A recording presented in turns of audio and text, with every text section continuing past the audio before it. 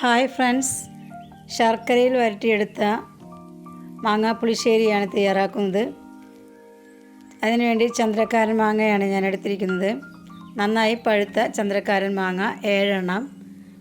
അതിലേക്ക് 1 കപ്പ് വെള്ളം, 1 പീസ് ശർക്കര ചീകിയത്, 1 സ്പൂൺ ഉപ്പ് ആവശ്യത്തിന്, 1 സ്പൂൺ മുളക് പൊടി, 1/4 സ്പൂൺ മഞ്ഞൾപ്പൊടി, 3 പച്ചമുളക്,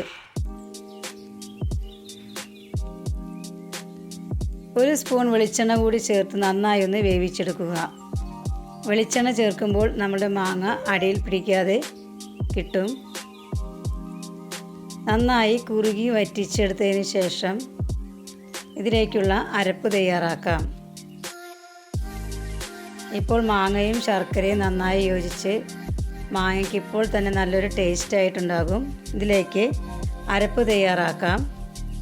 ഇതിനു വേണ്ടി 1/4 മുറി തേങ്ങ അധികം ചേർക്കുന്നില്ല.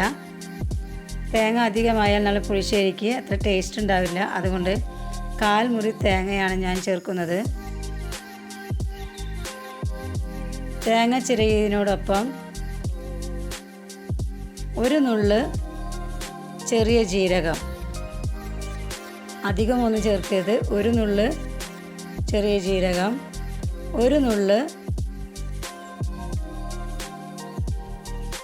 കുരുമുളക്. എരിവ് നമ്മൾ ആവശ്യത്തിന് മുളക് പൊടിയായും ചേർക്കുന്നുണ്ട്. അതുകൊണ്ട് തന്നെ പച്ചമുളകും ചേർത്തിട്ടുണ്ട്. അതുകൊണ്ട് തന്നെ 1 നുള്ള് കുരുമുളക്, 1 നുള്ള് 1/4 സ്പൂൺ പച്ചക്കടുക്, കടുകും ചേർത്ത് നമ്മൾ വെള്ളത്തിന് പകരം എടുത്തു വച്ചിരിക്കുന്ന തൈര് ഇതിലേക്ക് ഒഴിച്ച് നന്നായി ഒന്ന് പേസ്റ്റ് രൂപത്തിൽ അരച്ചെടുക്കുക. നല്ലപോലെ അരച്ചെടുക്കുന്നതാണ് നമ്മുടെ പുളിശ്ശേരിക്ക് ടേസ്റ്റ് കൂട്ടുന്നത്. ഒന്ന് ചതഞ്ഞാൽ പോരാ, നല്ല മയത്തിൽ തന്നെ അരച്ചെടുക്കണം.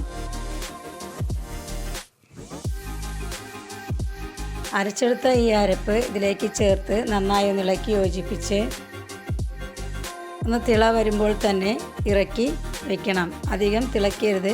തിളച്ച് കഴിഞ്ഞാൽ നമ്മുടെ പുളിശ്ശേരി പിരിഞ്ഞു പോകും. എന്നിട്ട് ഇതിലേക്ക് ആവശ്യത്തിനുള്ള വെളിച്ചെണ്ണ 2 സ്പൂൺ ഒഴിച്ച് 1 പിടി കടുക്, 1 നുള്ള് ഉലുവ, 2 വറ്റൽമുളക്,